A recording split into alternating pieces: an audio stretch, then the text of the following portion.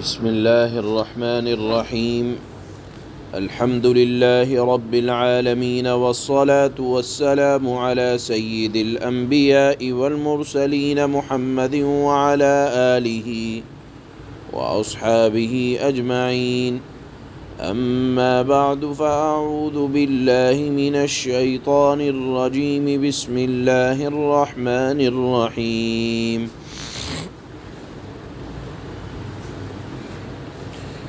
لن يستنكف المسيح أن يكون عبدا لله ولا الملائكة المقربون ومن يستنكف عن عبادته ويستكبر فسيحشرهم إليه جميعا. فأما الذين آمنوا وعملوا الصالحات فيوفيهم أجورهم ويزيدهم من فضله وأما الذين استنكفوا واستكبروا فيعذبهم عذابا أليما ولا يجدون لهم من دون الله وليا ولا نصيرا. يا أيها الناس قد جاءكم برهان من ربكم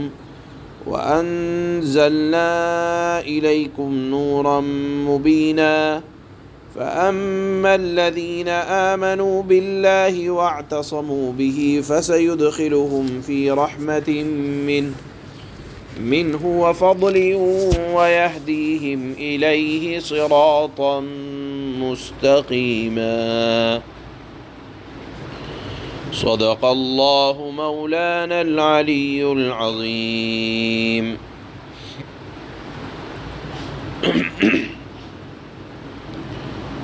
ان آیتوں کا شان نزول یہ ہے کہ اللہ کے نبی صلی اللہ علیہ وسلم نے جب یہ بات اور اس عقیدے کی وضاحت فرمائی کہ حضرت سیدنا عیسیٰ علیہ السلام وہ اللہ کے بندے ہیں،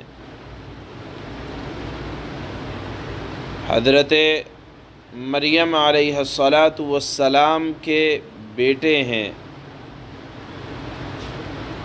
اللہ نے کلمہ کن سے ان کو پیدا فرمایا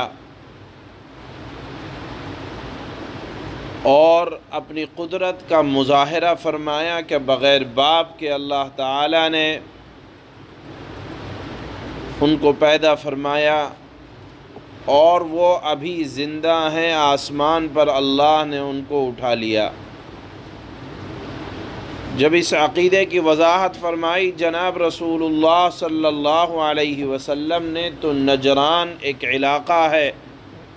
وہاں کے نصارہ آئے اللہ کے نبی کی خدمت میں اور عرض کیا کہ آپ ہمارے یسوع مسیح پر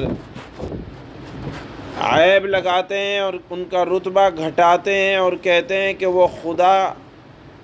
کے بیٹے نہیں ہیں اور آپ ان کو خدا کا بندہ بتاتے ہیں، اس سے ان کی شان گھٹتی ہے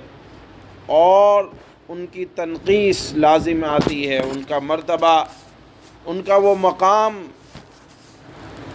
آپ گھٹاتے ہیں، آپ ان کو اللہ کا بیٹا نہیں مانتے، اللہ کا بندہ مانتے ہیں، اس سے ان کی شان گھٹتی ہے اور اس سے ان کی تحقیر ہے۔ حضور اقدس صلی اللہ علیہ وسلم نے جواب میں ارشاد فرمایا کہ اللہ کا بندہ بننا یہ عیب نہیں ہے، اور اللہ کا بندہ بننا کسی نبی کے لیے شرم کی بات نہیں ہے، نہ کسی کو اس سے انکار ہو سکتا ہے۔ جب اللہ کے نبی نے یہ ارشاد فرمایا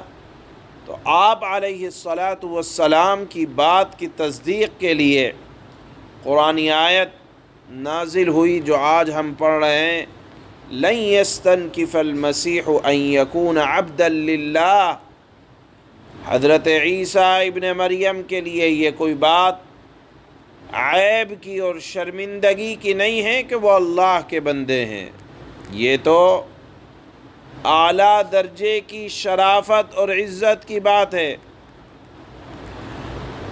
اور نہ فرشتوں کے لیے اور نہ حضرت عیسیٰ علیہ السلام کے لیے یہ کوئی بات شرم کی اور عار کی ہے کہ وہ اللہ کے بندے ہیں۔ حضرت عیسیٰ اور فرشتے اللہ کی مخلوق ہیں۔ البتہ ذلت و رسوائی تو اس بات میں ہے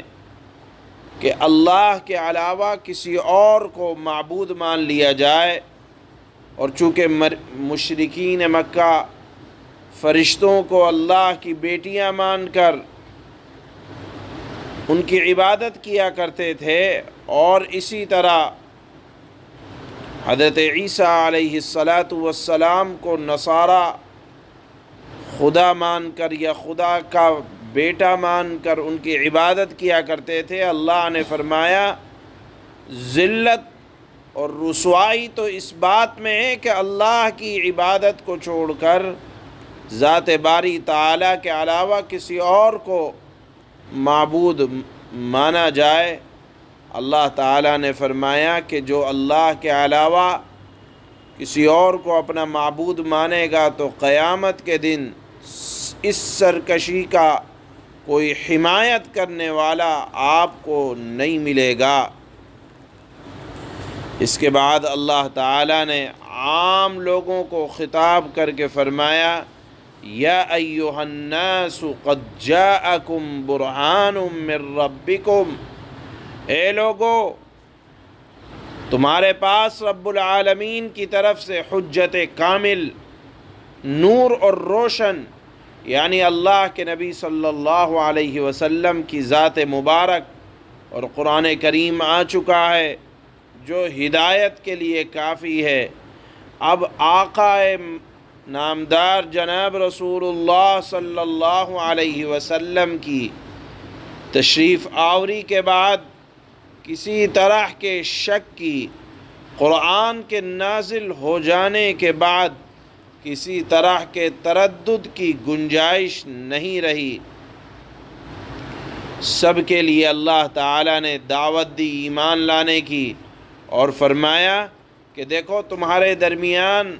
رسول اللہ صلی اللہ علیہ وسلم تشریف فرما ہے، وہ برہان ہے یعنی دلیل ہے۔ اللہ نے اپنے حبیب کو برہان فرمایا اور قرآن پاک کو نور مبین فرمایا۔ حضرت ابن عباس فرماتے ہیں رضی اللہ تعالی عنہما کہ اللہ کے نبی صلی اللہ علیہ وسلم کی ذات عالی کو اللہ نے لفظ برہان اس لیے فرمایا کہ آپ کی ذات مبارک، آپ کے شریفانہ کریمانہ اخلاق اور آپ کے معجزات اور آپ پر قرآن کا نازل ہونا، یہ تمام چیزیں آپ علیہ السلام کی نبوت کی دلیل اور آپ کی رسالت کے دلائل ہیں، جس کے بعد مثال کے طور پر آپ کے شریفانہ اخلاق اور آپ کے معجزات کے بعد کسی اور دلیل کی ضرورت باقی نہیں رہ جاتی۔ اس لیے اللہ نے اپنے حبیب کو برہان کہا کہ اگر تم دیکھنا چاہتے ہو تو رسول اللہ صلی اللہ علیہ وسلم کی ذات عالی کو دیکھو کہ اللہ نے ان کو نبی برحق بنا کر بھیجا، کیسے ان کے شریفانہ اخلاق ہیں، کیسے معجزات اللہ تعالیٰ نے ان کے ہاتھ پر ظاہر فرمائے۔ اسی طرح سے قرآن مجید کا نور ہونا یہ بھی ظاہر کرتا ہے کہ تھوڑے سے عرصے میں اس قرآن کے واسطے سے اللہ تعالیٰ نے دنیا میں وہ انقلاب برپا فرمایا کہ عرب اور عجم نے قرآن سے متاثر ہو کر اور اس کے احکامات سے متاثر ہو کر جو جان کے دشمن تھے اللہ کے نبی کے، ان کے دلوں میں ایسی محبت ڈالی کہ وہ حضرات صحابہ بنے، اور اللہ تعالیٰ نے رضی اللہ عنہم ورضوا عنہ کا ان کو لقب دیا۔ اب یہاں اللہ تعالیٰ نے اخیر میں فرمایا کہ دیکھو جو ایمان کو اپنائے گا اور ساتھ میں وَاعْتَصَمُوا، شریعت مطہرہ کو مضبوطی سے تھامے گا تو اللہ تعالیٰ فرماتے ہیں کہ میں اس کو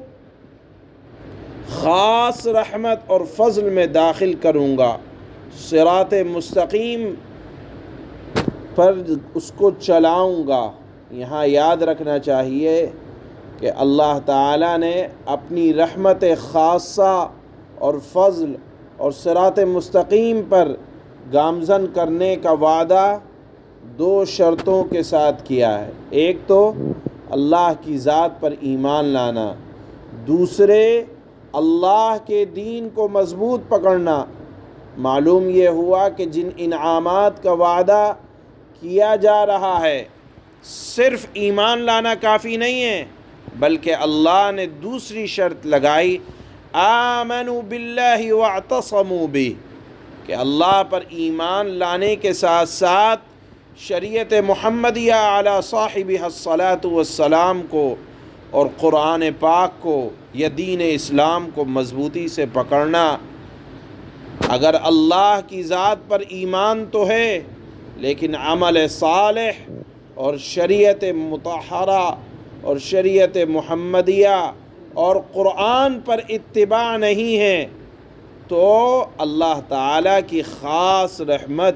اور خاص فضل شامل حال نہ ہوگا۔ یہاں اللہ تعالیٰ نے دو شرط لگائی ہیں کہ اگر تم چاہتے ہو کہ اللہ کی خاص رحمت اور خاص فضل ملے تو ایمان لانے کے ساتھ ساتھ شریعت مطہرہ کو، شریعت محمدیہ کو لازمی مضبوطی سے پکڑو، شریعت کے احکام پر عمل کرو تو دیکھو اللہ کی طرف سے انعام یہ ملے گا کہ اللہ اپنی خاص رحمت میں تم کو داخل فرمائیں گے اور صراط مستقیم پر اللہ تعالیٰ چلنے کی توفیق عطا فرمائیں گے۔ یہ بالکل اخیر کی آیت میں اللہ نے یہ مضمون بیان فرمایا ہے۔ شروع آیت میں اللہ فرماتے ہیں لن يستنكف المسيح أن يكون عبدا لله ولا الملائكة المقربون ومن يستنكف عن عبادته ويستكبر فسيحشرهم إليه جميعا۔ حضرت عیسیٰ علیہ السلام کبھی اس بات کو شرم کے طور پر نہیں سمجھ سکتے کہ وہ اللہ کے بندے ہوں۔ اللہ کی بندگی یہ ہمارے لیے فخر کی بات ہے، شرم کی بات نہیں ہے، اور نہ مقرب فرشتے اس بات میں کوئی عار سمجھتے ہیں۔ اور جو شخص اپنے پروردگار کی بندگی کو شرم سمجھے گا، تکبر کا مظاہرہ کرے گا، تو وہ اچھی طرح سمجھ لے کہ اللہ تعالیٰ ان سب کو اپنے پاس جمع کرے گا۔ فَأَمَّا الَّذِينَ آمَنُوا وَعَمِلُوا الصَّالِحَاتِ فَيُوَفِّيهِمْ أُجُورَهُمْ وَيَزِيدُهُمْ مِنْ فَضْلِهِ وَأَمَّا الَّذِينَ اسْتَنكَفُوا وَاسْتَكْبَرُوا فَيُعَذِّبُهُمْ عَذَابًا أَلِيمًا وَلَا يَجِدُونَ لَهُم مِّن دُونِ اللَّهِ وَلِيًّا وَلَا نَصِيرًا۔ پھر جو لوگ ایمان لائے ہوں گے اور انہوں نے نیک عمل کیے ہوں گے ان کو ان کا پورا پورا ثواب دے گا، اور اپنے فضل سے اس سے زیادہ بھی دے گا۔ رہے وہ لوگ جنہوں نے اللہ کی بندگی کو عار، شرم سمجھا ہوگا، اللہ کی بندگی کے اظہار کو شرم سمجھا ہوگا،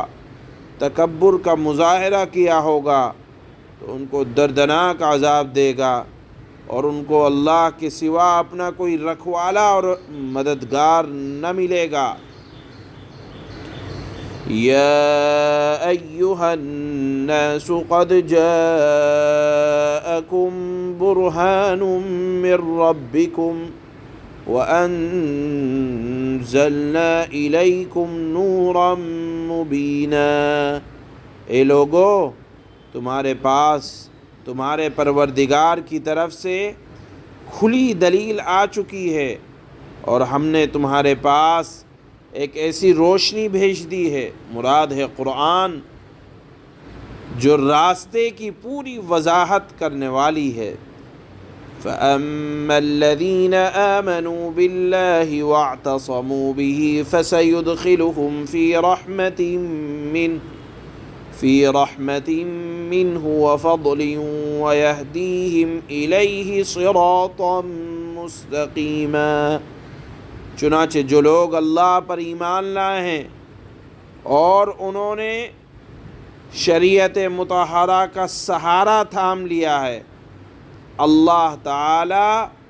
ان کو اپنے فضل اور رحمت میں داخل کرے گا، اور اللہ تعالی انہیں اپنے پاس آنے کے لیے سیدھے راستے تک پہنچائے گا۔ سبحان اللہ۔